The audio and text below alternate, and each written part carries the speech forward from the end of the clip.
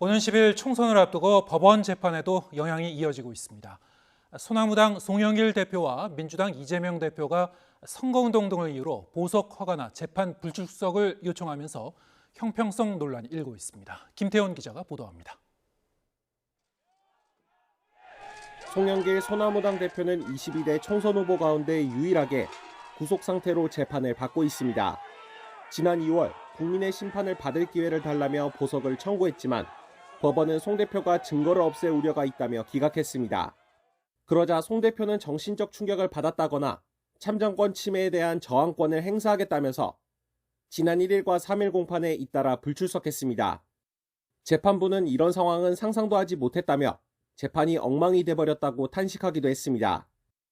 송 대표는 이후 법무부 허가로 이른바 옥중연설을 촬영했는데 이 자리에서도 당선된다면 보석을 다시 청구하겠다고 밝혔습니다. 당선되면 다시 보석 청구하겠습니다. 보석 여부와 상관없이 구속기간 6개월이면 형사소송법 92조에 따라 자동 석방됩니다.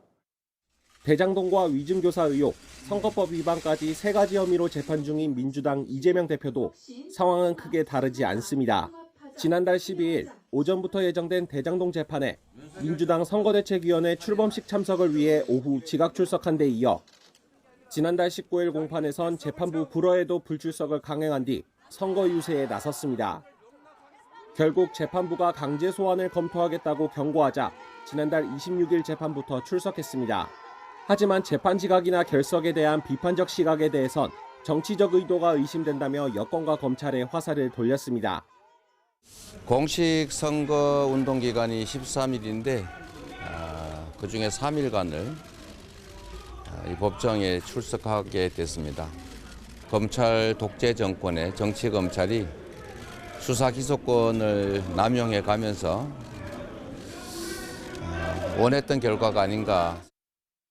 검찰 관계자는 송 대표의 잇따른 불출석을 두고 모범을 보여야 할 정치 지도자가 법과 절차를 어겨도 된다는 잘못된 인식을 국민에게 심어준다면 사법 불신을 초래할 것이라며 우려했습니다.